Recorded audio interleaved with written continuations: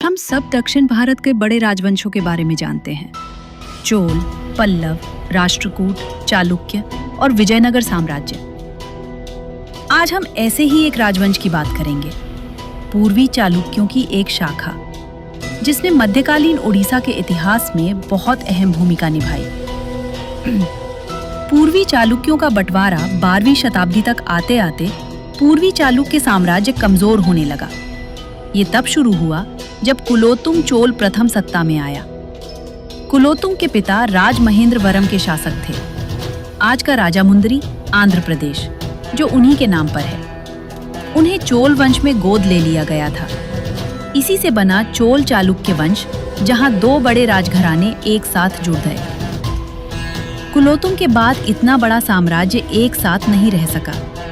राज्य को कई छोटे छोटे हिस्सों में बांट दिया गया।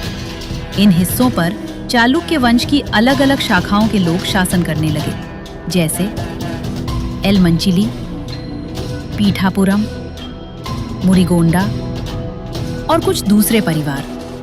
सब अपने अपने इलाकों में आजाद थे, लेकिन सब अपनी चालुक्य पहचान बनाए हुए थे। एक परिवार जो सबसे अलग था। इन सब में से एक परिवार सबसे अलग निकला। एक परिवार जिसने अपनी सीमाएं पार की। एक परिवार जिसने कलिंग देश की राजनीति में कदम रखा। और एक परिवार जिसने ओडिशा के इतिहास पर गहरी छाप छोड़ी। ये था एलमंचिली चालुक्य परिवार। यही एकमात्र चालुक्य घराना था जो सीधे ओडिशा की राजनीति में शामिल हुआ। एलमंचिली चालुक्य बहुत ताकतवर थे। उनके पास पैसा था, सेना थी और राजनीतिक असर भी था। उन्होंने ओडिशा के राजाओं के साथ गठबंधन किए, युद्ध लड़े और वहां की राजनीति को आकार देने में मदद की। ये सिर्फ एक राजवंश की कहानी नहीं है, ये उस शक्ति की कहानी है जो बड़े साम्राज्यों के खत्म होने के बाद भी जिंदा रही। ये कहानी है चालुक्य खून के ओडिशा में बसने की और एक ऐसे भूले बिसरे परिवार की जिसे इतिहास में याद किया जाना चाहिए। ये है कहानी एलमंचिली चालुक्यों की। एलमंचिली चालुक्यों की शुरुआत माना जाता है कि एलमंचिली चालुक्यों की वंश परंपरा बहुत प्राचीन और दिव्य है। कथाओं के अनुसार भगवान विष्णु की नाभि से ब्रह्मा पैदा हुए। ब्रह्मा से ऋषि अत्रि, फिर बुद्ध और पुरुरवा हुए। इसी वंश से राजा पांडु पैदा हुए, जो महाभारत के अर्जुन के पिता थे। अर्जुन के बेटे अभिमन्यु बहुत वीर थे। उनके बाद परीक्षित और जन्मेजय आए।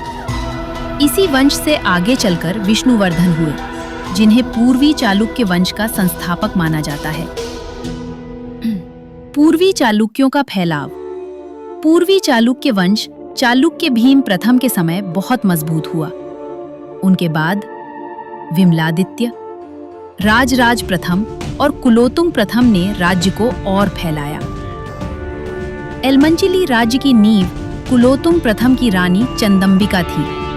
उनके बेटे थे विजयादित्य। विजयादित्य ने तय किया कि वो सिर्फ बड़े राजाओं की छाया में नहीं रहेंगे। उन्होंने अपना अलग राज्य बनाया और एलमंचिली के पहले स्वतंत्र राजा बने। उनके समय में एलमंचिली एक मजबूत और इज्जत वाला राज्य बन गया। ओडिशा की ओर बढ़ना समय के साथ एलमंचिली चालुक्यों की एक शाखा उत्तर की ओर बढ़ी और ओडिशा में जा बसी। उन्होंने वहां की संस्कृति, धर्म और परंपराओं को अपनाया, लेकिन अपनी योद्धा पहचान नहीं छोड़ी। उनका निशान एलमंचिली चालुक्यों का निशान था, तलवार पकड़े हुए जंगली सुअर। एलमंचिली के चालुक्य लगभग 400 वर्षों तक 12वीं से 16वीं शताब्दी ईस्वी विशाखापट्टनम जिले के बड़े हिस्से पर शासन करती रही। आज का विशाखापट्टनम उन्होंने अपनी राजधानियां पंचधारला और एलमंचिली में स्थापित की थी। काकतीय और यादव जैसे शक्तिशाली राजवंशों के बीच स्थित होने के कारण एलमंचिली के चालुक्य वेंगेई और दक्षिण भारत की लगातार बदलती राजनीति में एक बहुत रणनीतिक स्थान पर थे। वंश की उत्पत्ति और उदय एलमंचिली चालुक्यों की शुरुआत के बारे में जानकारी शिलालेखों और साहित्यिक ग्रंथों में मिलती है।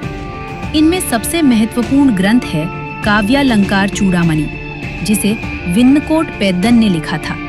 कुछ प्रसिद्ध युद्ध और उनके योगदान। 1. सर्वसिद्धि का युद्ध ईस्वी सन 1402।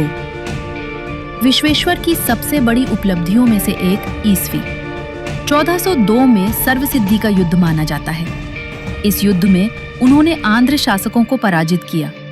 इस जीत का उल्लेख ईसा संवत 1407 के पंचधारला स्तंभ लेख में मिलता है, जहां इसे उनके शासनकाल की एक बहुत बड़ी घटना बताया गया है। साहित्यिक स्रोत भी इस युद्ध की पुष्टि करते हैं। उनमें बताया गया है कि विश्वेश्वर ने इस क्षेत्र के कई राजाओं के गठबंधन को हराया था। सर्वसिद्धि पंचधारला से लगभग 7 मील और एलमंचिली से करीब 5.5 मील दक्षिण पश्चिम में स्थित है। यही स्थान इस निर्णायक युद्ध का मैदान बना। उस समय राजमहेंद्रवरम के रेड्डी, जिनका नेतृत्व कटायवेमा कर रहा था, कलिंग क्षेत्र में अपना विस्तार कर रहे थे। कमजोर हो चुके पूर्वी गंग शासकों को चुनौती दी जा रही थी। विश्वेश्वर की सेना ने रेड्डियों के इस आक्रमण को रोक दिया और इस तरह चालुक्यों का प्रभुत्व कायम रखा। इस जीत के बाद संभावना है कि विश्वेश्वर ने कृतज्ञता के रूप में सिंहाचलम मंदिर में दान और पूजा करवाई। कुछ इतिहासकारों के अनुसार यहाँ पराजित आंध्र शासक वेलमा भी हो सकते हैं। उस समय वेलमा शासक भी दक्षिण कलिंग पर कब्जा करना चाहते थे। वेलमा राजाओं में शामिल थे अनापोटा द्वितीय, रामचंद्र माडा द्वितीय और लिंग। ये शासक बार बार कलिंग पर आक्रमण करते थे, इसलिए वे भी एलमंचिली चालुक्यों के संभावित दुश्मन थे। 2. मुस्लिम आक्रमणकारियों से पूर्वी गंगों की रक्षा। 14वीं शताब्दी के अंत में एलमंचिली चालुक्यों ने अपनी रणनीति और बुद्धिमत्ता से पूर्वी गंग वंश को मुस्लिम आक्रमणकारियों से बचाया। उस समय पारलाखे मुंडी के पूर्वी गंग पहले पूर्णपाटन, आज का पाथापट्टनम में रहते थे। एलमंचिली चालुक्य वंश के 4 वीर योद्धाओं ने हजारों मुस्लिम आक्रमणकारियों को पाथापट्टनम के राजमहल में ही घेर लिया। कहा जाता है कि इन योद्धाओं ने अपनी तांत्रिक विद्या का प्रयोग किया। उन्होंने दाल को एक खतरनाक जहरीली भौरे जैसी कीटों में बदल दिया, जो महल के अंदर फैल गए। इसके बाद महल के सभी दरवाजे बंद कर दिए गए और दीवार में एक गुप्त सुरंग खोदी गई। जब ये कीट दुश्मनों को काटने लगे तो दुश्मन जान बचाने के लिए उस सुरंग से बाहर आने लगे। जैसे ही वे बाहर निकलते, एलमंचिली चालुक्य के चारों योद्धा उन्हें एक एक करके मारते गए। इसी तरह पूरा युद्ध जीत लिया गया और पूर्वी गंग वंश की रक्षा हुई। इस महान विजय के बाद पारलाखे मुंडी के गंग शासकों ने इन चारों योद्धाओं को बहुबलेंद्र की उपाधि दी। इस युद्ध के बाद ये परिवार एलमंचिली चालुक्य के बजाय ओडिशा के बहुबलेंद्र चालुक्य के नाम से जाना जाने लगा। ये कहानी इस वंश की 16वीं शताब्दी तक की घटनाओं को समेटे हुए है। उस समय जब सूर्यवंशी वंश के महान शासक गजपति प्रताप रुद्रदेव कलिंग की राजगद्दी पर विराजमान थे। इसके बाद विशाखापत्तनम से मछमारा तक की पूरी गाथा हम किसी अन्य वीडियो में विस्तार से प्रस्तुत करेंगे। ओडिशा के सबसे प्रसिद्ध, वीर और अंतिम स्वतंत्र हिंदू सम्राट श्री गजपति मुकुंद देव इसी वंश से संबंधित थे। उनके पश्चात ओडिशा की स्वतंत्रता का अंत हो गया। पहले ओडिशा पर मुस्लिम शक्तियों का अधिकार हुआ, फिर मराठाओं का शासन आया और अंततः ब्रिटिश शासन स्थापित हो गया।